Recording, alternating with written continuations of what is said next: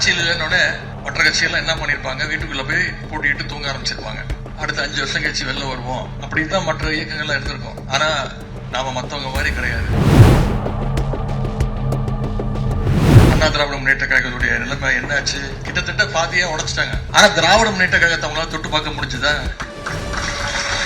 யாராலும் முடியாது. எந்த கொம்பனாலையும் தொட்டு கூட பார்க்க முடியாது, நினைச்சு கூட பார்க்க முடியாது.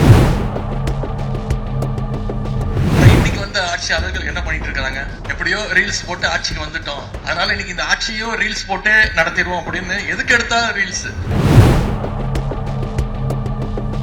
ஒரு அமைச்சர் பாத்தீங்கன்னா திருட்டு விசிடி வித்தவர், இன்னொரு அமைச்சர் பிளாக்ல டிக்கெட் வித்தவர், இன்னொரு அமைச்சர் பிளாக்ல லாட்டரி டிக்கெட் வித்தவர். சட்டமன்றத்துல பேர் சொல்ல தேவையில்லை, உங்களுக்கே தெரியும், மக்களுக்கே தெரியும். தன்னிச்சையா வந்திருக்கக்கூடிய ஜென்சி இளைஞர்களை இன்னைக்கு டார்கெட் பண்ணி அவங்க மேல இன்னைக்கு இந்த அரசு பொய் வழக்கு போட்டு பயமுறுத்த பாக்குறாங்க.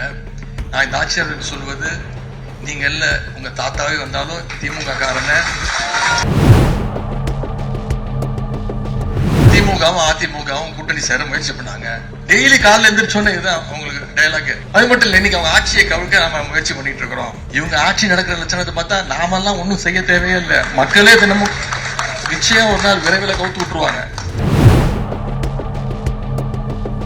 நம்ம பாஜகவை சொல்லுவோம் பெரிய வாஷிங் மிஷின், இன்னைக்கு அதுக்கு போட்டியா ஒரு குட்டி வாஷிங் மிஷினா இன்னைக்கு இந்த அரசு, தவேக அரசு நடந்துகிட்டு இருக்கு.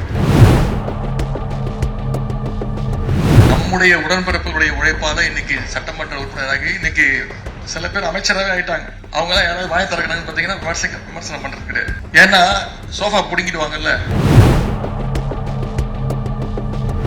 கலைஞருடைய 103வது பிறந்த நாளை முன்னிட்டு இந்த ஜூன் மாதம் முழுவதும் கிட்டத்தட்ட 250 நிகழ்ச்சிகள், சரி சொன்ன 256 நலத்திட்ட நிகழ்ச்சிகளை நீங்க நடத்திருக்கிறீங்க. ஆட்சியில் இருக்கும் போது நடத்துறது பெரிய விஷயம் கிடையாது, அது ஒரு பெரிய சாதனை கிடையாது. ஆனா ஆட்சி இல்லாத போதும் நாங்க இன்னைக்கும் மக்களோட தான் நிக்கிறோம், மக்கள் பக்கம் நிக்கிறோம், மக்கள் பணிகளுக்கு தான் எங்களுக்கு முக்கியத்துவம் அப்படின்னு சொல்லி அதை செஞ்சு காட்டுற ஒரு இயக்கம் திராவிட முன்னேற்ற கழகம். அதுல முதன்மையான மாவட்டம் நம்முடைய தென்மேற்கு மாவட்டம் அப்படின்னு சொல்றது மிகப்பெரிய ஒரு பெருமை. ஆட்சியில் இல்லைன்னொடனே மற்ற கட்சிகள்லாம் என்ன பண்ணிருப்பாங்க, வீட்டுக்குள்ள போய் பூட்டிட்டு தூங்க ஆரம்பிச்சிருப்பாங்க. அடுத்த 5 வருஷம் கழிச்சு வெளில வருவோம் அப்படின்னு தான் மற்ற இயக்கங்கள்லாம் இருந்திருக்கும். ஆனா நாம மத்தவங்க மாதிரி கிடையாது, நாம கலைஞருடைய உடன்பிறப்புகள். நம்ம தலைவர் நம்ம அப்படி வளர்த்துல எந்த நிலையானாலும் மக்களோடு என்னைக்கும் நிற்போம் அப்படிங்கிறத தொடர்ந்து ப்ரூவ் பண்ணிட்டு இருக்கக்கூடிய தொண்டர்கள் நம்முடைய உடன்பிறப்புகள். நீங்க வெற்றியோ தோல்வியோ வீதிக்கு வந்து மக்களுக்காக உழைப்பவர்கள் தான் உண்மையான கலைஞருடைய உடன்பிறப்புகள் மீண்டும் மீண்டும் நம்ம ப்ரூவ் பண்ணுவோம். அதுக்கு இந்த அரங்கத்தில் இருக்கக்கூடிய நீங்க ஒவ்வொருத்தரும் ஒரு எக்ஸாம்பிள், ஒரு எடுத்துக்காட்டு அப்படின்னு சொன்னா அது மிகையாகாது. ஏன்னா நாம பார்க்காத வெற்றியும் கிடையாது, நாம சந்திக்காத தோல்வியும் கிடையாது. வெற்றி வந்தா தலைகணத்துல நாம ஆடுறதும் கிடையாது, தோத்துட்டா வீட்டுல போய் உட்கார்ந்து முடங்கி அழுகிறதும் கிடையாது. என்னைக்குமே மக்கள் பணிக்கு முக்கியத்துவம் கொடுப்போம். இதுதான் நம்முடைய கலைஞர் நமக்கு சொல்லிக் கொடுத்தது. அந்த வழியில் தான் நம்முடைய தலைவர் அவர்கள் நம்மளை வழிநடத்திட்டு இருக்கிறார். ஏன்னா தேர்தல் முடிவுக்கு அப்புறம் இன்னைக்கு ஒவ்வொரு நாளும் தொலைக்காட்சியில பார்த்துட்டு இருக்கோம், என்னென்ன கூத்துக்கள்லாம் இன்னைக்கு நடந்துகிட்டு இருக்கு. அண்ணா திராவிட முன்னேற்ற கழகத்துடைய நிலைமை என்னாச்சு அப்படிங்கறத இன்னைக்கு பார்த்துட்டு இருக்கோம். கிட்டத்தட்ட பாதியா உடைச்சிட்டாங்க. ஆனா திராவிட முன்னேற்ற கழகத்தை அவங்களால தொட்டு பார்க்க முடிஞ்சுதா? யாராலும் முடியாது. எந்த கொம்பனாலையும் தொட்டு கூட பார்க்க முடியாது, நினைச்சு கூட பார்க்க முடியாது. ஆனா என்ன இதுல அழகுன்னா, நாம முன்பை விட ஆளுங்கட்சியா இருந்ததை விட இன்னைக்கு எதிர்கட்சியா இருக்கும் போதுதான் இன்னும் ஃபாஸ்டா, இன்னும் சிறப்பா செயல்பட்டு இருக்கிறோம், இன்னும் உறுதியோடு செயல்பட்டு இருக்கோம். அதுதான் திமுகவுடைய அழகு, அதுதான் இந்த இயக்கத்துடைய பெருமையும். அதிமுகவை இவ்வளவு ஈஸியா அசைச்சு பாக்குறோமே, ஆனா ஏன் திமுகவை நம்மளால கொஞ்சம் கூட சீண்டி பார்க்க முடியலன்னு இன்னைக்கு இருக்கக்கூடிய ஆளுங்கட்சி கிட்டத்தட்ட திணறிட்டு இருக்கிறாங்க. அதனால இன்னைக்கு ஏராளமான அவதூறு குற்றச்சாட்டுகளையும் தினந்தோறும் சொல்லிக்கிட்டு இருக்கிறாங்க. இன்னைக்கு இந்த சோஃபா மாடல் ஆட்சி அமைஞ்சு கிட்டத்தட்ட 60 நாளுக்கு மேல ஆச்சு. நாம யோசிச்சு பார்க்கணும், மக்களுக்கு ஏதாவது ஒரு திட்டங்களை இந்த 60 நாள்ல கொடுத்திருக்கிறாங்களா? நான் சட்டமன்றத்துல பேசினேன், மகளிர் உரிமை தொகையை நிப்பாட்டிடாதீங்க, அதை தயவு செய்து கொடுங்க. அதே தமிழ் புதல்வன் திட்டம், புதுமை பெண் திட்டம், மாணவர்களுக்கான கல்வி ஊக்கத்தொகை நாங்கள் கொடுத்துட்டு இருக்கிறோம், அதை நிப்பாட்டிடாதீங்க அப்படின்னு சொன்னது உடனே அந்த திட்டத்தை கொடுத்துட்டு இருக்காங்க. நம்ம திட்டங்களை ஜஸ்ட் கண்டினியூ பண்ணிட்டு இருக்காங்க. இன்னைக்கு வந்து அரசு ஏதாவது புதுசா கொடுத்துருக்காங்களா? ஏதாவது புது திட்டம் கொடுத்துருக்காங்களா? நினைச்சு பாருங்க, 2021 என்ன நிலைமை, கோவிட் பெருந்தொற்று, நிதி நெருக்கடி, இந்த நிலைமை தான் நம்ம ஆட்சிக்கு வந்தோம். அன்னைக்கு நம்முடைய தலைவர் அன்னைக்கு முதலமைச்சர் ஆன உடனே முதல் நாள் 4 கையெழுத்து போட்டார். கொரோனா நிவாரண நிதியா 4000 ரூபாய் உடனடியா நம்முடைய அரசு எனக்கு கொடுத்தாரு, முதலமைச்சர் கொடுத்தாரு. முதல் கையெழுத்து போட்டார். மகளிருக்கு விடியல் பயண திட்டம் முதல் கையெழுத்து போட்டார். பெட்ரோல் விலைய லிட்டருக்கு 3 ரூபாய் குறைச்சு காட்டினார் நம்முடைய தலைவர்.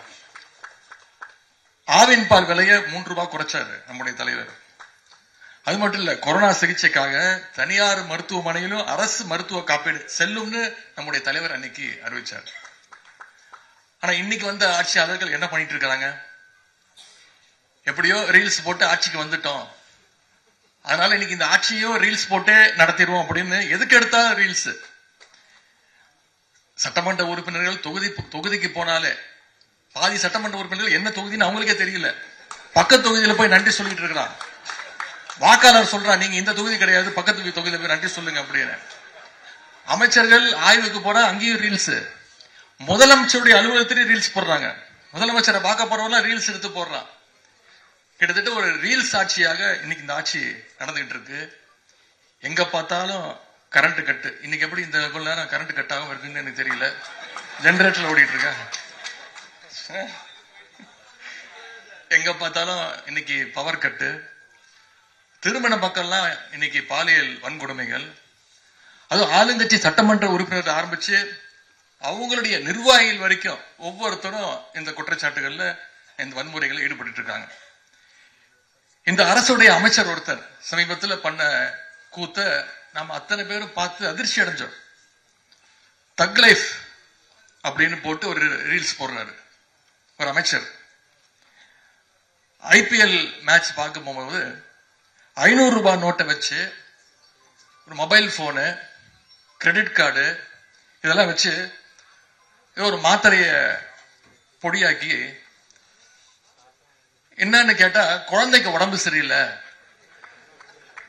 ஃபீவரு, பாராசிட்டமால் மாத்திரைய பொடியாக்கி கொடுத்துட்டு இருக்கிறேன் அப்படின்னு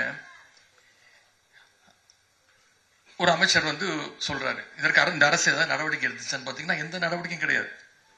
ஆனா அவர் என்ன பொடியாக்குனார் அப்படிங்கறத ஒட்டுமொத்த தமிழ்நாட்டுக்கும் நம்ம கண்கூட பார்த்தோம். நம்ம அத்தனை பேருக்கு தெரியும். அந்த அமைச்சர் மேல நடவடிக்கை எடுத்தாரா? எந்த நடவடிக்கையும் இந்த அரசு எடுக்கல. இன்னொரு பக்கம் அரசு வழக்கறிஞர் நியமனத்துல இன்னைக்கு லஞ்சம் தலைவரிச்சு ஆடிட்டு இருக்கு. இதை நான் சொல்ல, அவங்க ஆளுங்கட்சியுடைய வழக்கறிஞர் நிர்வாகி ஒருத்தர் ஒரு கம்ப்ளைண்ட் கொடுத்திருக்கிறார், கோர்ட்ல வழக்கு போட்டிருக்கிறாரு. அந்த கட்சியுடைய பொதுச் செயலாளர் அரசு வழக்கறிஞர் நியமனத்துக்கு லட்சக்கணக்கில் பணம் வாங்கியிருக்காருன்னு அந்த கட்சியுடைய நிர்வாகியே இன்னைக்கு புகார் கொடுத்திருக்காரு. அவர் மேலேயே இது வரைக்கும் எந்த நடவடிக்கையும் இல்லை. இன்னைக்கு அமைச்சர் இருக்கவங்க ஒவ்வொருத்தரும் பாத்தீங்கன்னா என்ன, அவங்களுடைய பயோடேட்டா எடுத்து பாருங்க. அடிதடி புகார் இருக்கிற ஒருத்தர் அமைச்சர். இன்னொரு அமைச்சர் மேல நில அபகரிப்பு புகார், அவர் ஒரு அமைச்சர். இன்னொருத்தர் வேலை வாங்கி தரேன்னு சொல்லி பணம் பறிச்சதுன்னு ஒரு அமைச்சர். இதெல்லாம் கூட பரவாயில்லைங்க. சட்டமன்றத்தில் உட்கார்ந்து எதிர்க்க பார்க்கும்போது பாத்தீங்கன்னா ஒரு அமைச்சர் பாத்தீங்கன்னா திருட்டு விசிடி வைத்தவர், இன்னொரு அமைச்சர் பிளாக்ல டிக்கெட் வித்தவர், இன்னொரு அமைச்சர் பிளாக்ல லாட்டரி டிக்கெட் வித்தவர். இவங்க எல்லாம் இன்னைக்கு அமைச்சர்களா சட்டமன்றத்தில். பேர் சொல்ல தேவையில்லை, உங்களுக்கே தெரியும், மக்களுக்கே தெரியும்.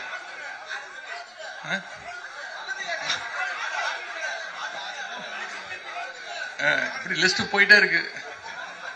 இதெல்லாம் யாருன்னு பாத்தீங்கன்னா இது அங்க தேர்ந்தெடுக்கப்பட்ட மக்களுக்கும் தெரியல, முதலமைச்சருக்கும் தெரியல, எங்களுக்கும் தெரியல. யார் அமைச்சர், யார் சட்டமன்ற உறுப்பினர் தெரியல. ஆனா இவங்க யார் மேலேயும் இங்க இருக்கக்கூடிய அரசு ஒரு வழக்கு கூட போடல.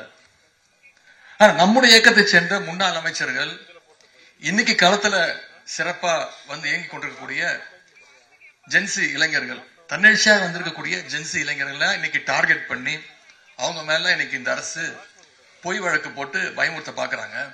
நான் இந்த ஆட்சியாளருக்கு சொல்வது, நீங்க இல்ல உங்க தாத்தாவே வந்தாலும் திமுக காரன இந்த உருட்டல் மக்கள் வேலைக்கெல்லாம் பயப்படக்கூடிய ஆட்கள் நாங்க கிடையாது. ஏன் நேற்று முன்தினம் என்ன நடந்துச்சு? நம்முடைய முன்னாள் அமைச்சர் அண்ணன் அனிதா ராதாகிருஷ்ணன் அவர்களை கைது பண்ணாங்க. கைது பண்ணி அவரை கூட்டிட்டு போய் என்ன சொல்லியிருக்காங்க, உங்களுக்கு வீட்டுக்கு ஒரு சோஃபா அமைச்சிடுறோம், நீங்க எங்க கட்சியில ராஜினாமா பண்ணிட்டு சேர்ந்துருங்க அப்படின்ட்டு. நம்ம அனிதா ரொம்ப தெளிவு சொல்லிட்டாரு, எனக்கு உங்க சோஃபாலாம் தேவையில்லை, எங்க தளபதி என்ன சொல்றாரோ எங்க தலைவர் என்ன சொல்றாரோ அதுபடிதான் நான் கேட்பேன் அப்படின்னு. அதையும் அடிச்சு உடைச்சிட்டோம். நம்முடைய வழக்கறிஞர் ஆளுங்கட்சியுடைய அந்த சதி திட்டத்தையும் இன்னைக்கு முறியடிச்சு காட்டிட்டாங்க. ஒரு படத்துல நீங்க பார்த்திருப்பீங்க, ஒரு நகைச்சுவை காட்சி.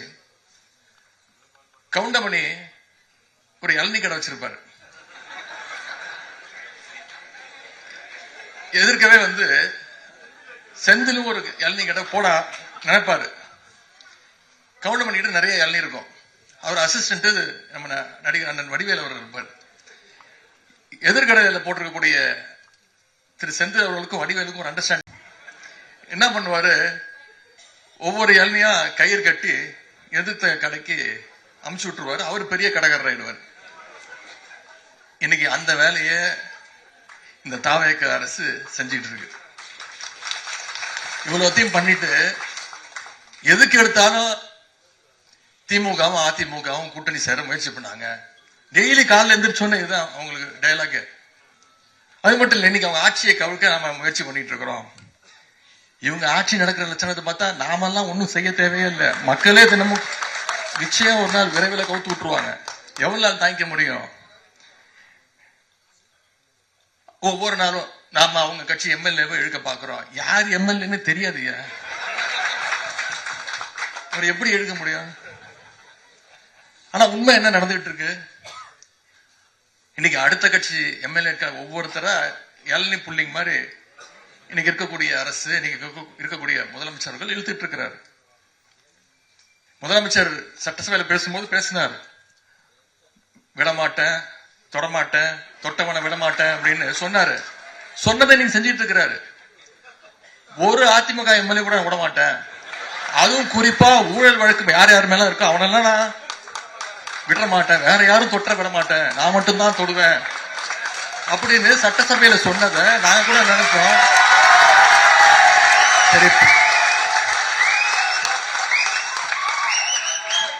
சரி பஞ்ச் டயலாக் தான் பேசுறாரு. எங்களுக்கு சில நேரம் டவுட் ஆயிடுது, நாம சட்டசபைக்கு தான் வந்திருக்கோமா இல்ல ஏதாவது தியேட்டர்ல ஃபர்ஸ்ட் டே ஃபர்ஸ்ட் ஷோ படம் பார்க்க வந்திருக்கோமா? அந்த நிலைமையெல்லாம் இன்னைக்கு சட்டசபை நடந்துகிட்டு இருக்கு. அன்னைக்கு முதலமைச்சர் சொன்னதை இன்னைக்கு செஞ்சு காட்டிட்டு இருக்கிறாரு. தூய சக்தி தூய சக்தின்னு சொன்னாரு, தூய சக்தின்னு சொன்னாரு, தூர்த சக்தினாரு, மற்றும் சிலர் அப்படின்னாரு. பேர் சொல்றதுக்கே கூச்சப்பட்டாருங்க. அதனால நம்ம தலைவர் சொன்னாங்க, தூர்த சக்திக்கிட்டே இருந்து இழுத்துக்கிட்டு இருக்கீங்களே, அவளுக்கு போய் காஞ்சி போன சக்தியா இருக்கீங்களே அப்படின்னு நம்ம தலைவர் சொன்னார். வாஷிங் மிஷின் நாம பாஜகவை சொல்லுவோம் பெரிய வாஷிங் மிஷின். இன்னைக்கு அதுக்கு போட்டியா ஒரு குட்டி வாஷிங் மிஷினா இன்னைக்கு இந்த அரசு தவேக அரசு நடந்துகிட்டு இருக்கு. கல்லாப்பட்டி கூட்டணி நான் மறந்தாலும் இன்னைக்கு மக்கள் மறக்க மாட்டாங்க. நாம இதை ஒவ்வொரு நாளும் மக்கள்கிட்ட கொண்டு போய் சேர்க்கணும். போன தேர்தலில் தோத்துட்டோம்னு சொல்றோமே, ஞாபகம் வச்சுக்கோங்க, தேர்தலில் நாம எதிரி யாருன்னு தெரியாம போயிட்டோம். இப்ப தெரிஞ்சிருச்சு, எதிரிய தோக்கடிச்சிட்டோம். யார் தோக்கணும்னு வேலை செஞ்சோமோ அவங்கள தோக்கடிச்சிட்டோம். ஊரெல்லாம் போய் ஓட்டு கேட்டோம், தெரு தெருவா போய் கேட்டோம். நான் மாவட்டமா போனேன், தொகுதியா போனேன், 40 நாள் போனேன். நம்ம வீட்டுக்குள்ள ஓட்டு கேட்க மறந்துட்டோம்.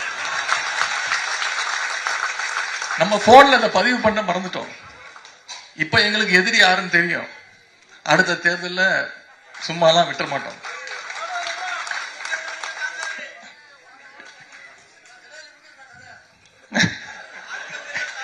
அந்த தூக்கி இன்னைக்கு என் மேல பழைய போட்டுருவான். உதயநிதி சொன்னாரு, நீ சொல்லிட்டு போயிடும், எனக்கு இதுதான் வேலை பாரு, டெய்லி காலையில் எழுந்திரிச்சு. இதுதான் இன்னைக்கு இந்த சோஃபா மாடல் அரசுடைய லட்சணம். ஆனா பாத்தீங்கன்னா இதெல்லாம் அவங்க கூட புதுசா கூட்டணி வச்சிருக்காங்க பாத்தீங்களா. நம்ம தலைவர் பேரை சொல்லி, நம்ம திராவிட மாடல் அரசுடைய சாதனைகள்லாம் சொல்லி ஓட்டு வாங்கி, நம்முடைய உடன்பிறப்புகளுடைய உழைப்பால இன்னைக்கு சட்டமன்ற உறுப்பினராகி இன்னைக்கு சில பேர் அமைச்சராகவே ஆயிட்டாங்க. அவங்க எல்லாம் யாராவது வாய திறக்கிறாங்கன்னு பாத்தீங்கன்னா விமர்சனம் பண்றது கிடையாது. ஏன்னா சோஃபா பிடிங்கிடுவாங்கல்ல. அதனால இன்னைக்கு இந்த கூத்தையெல்லாம் வாயை மூடிட்டுக்கிட்டு இன்னைக்கு வேடிக்கை பார்த்துக்கிட்டு இருக்காங்க. இதையெல்லாம் அடுத்து வருகின்ற நாட்கள்ல நாம் மக்கள்கிட்ட ஒவ்வொருத்தரையும் சந்திச்சு எடுத்து சொல்ல வேண்டும். அண்ணா சொன்ன மாதிரி பதவிங்கிறது நம்முடைய தோல்ல இருக்கிற துண்டு மாதிரி. ஆனா கொள்கைங்கிறது தான் நம்ம இடுப்புல கட்டியிருக்கக்கூடிய வேஷ்டி. அதுதான் ரொம்ப முக்கியம். விசாவையே பார்த்தவங்க, எமர்ஜென்சியே பார்த்தவங்க திமுக தொண்டர்கள். இதெல்லாம் ஏமாத்திரம். இதெல்லாம் தூசு தட்டிட்டு போயிட்டே இருப்போம். நேற்றுக்கு அந்த கட்சியுடைய உருட்டல் மிரட்டலுக்கெல்லாம் பயப்படுற கட்சிக்காக திமுக காரன் கிடையாது. வேற யாராவது பார்த்துக்கோங்க. அதுக்கெல்லாம் என்னைக்குமே களத்துல நிற்போம், மக்களோடு நிற்போம். ஆகவே இதையெல்லாம் மனசை வச்சு நாம ஒவ்வொருவரும் ஒவ்வொரு நாளும் உழைக்க வேண்டும் கேட்டுக்கொள்கின்றேன். நீங்க அத்தனை பேரும் ஒவ்வொருத்தரும் ஒற்றுமையோடு கழக பணிகள்ல மக்கள் பணிகளை ஈடுபடணும்னு கேட்டுக்கொண்டு, நம்முடைய தலைவருடைய வழிகாட்டுதல்படி எப்பொழுதுமே நான் உங்களோடு நிற்பேன், உங்களோட தோளோடு தோல் நிற்பேன். நாம ஒவ்வொருத்தரும் ஒன்னு சேர்ந்து இந்த சோஃபா மாடல் அரசுடைய அவலங்களை எல்லாம் மக்கள்கிட்ட தொடர்ந்து அம்பலப்படுத்துவோம். தேர்தல் மூலமாக ஜனநாயக அடிப்படையில நிச்சயம் தலைவர் தலைமையில மறுபடியும் நம்முடைய தலைவர் தலைமையில திராவிட மாடல் ஆட்சியை நிச்சயம் தமிழ்நாட்டில் அமைப்போம்.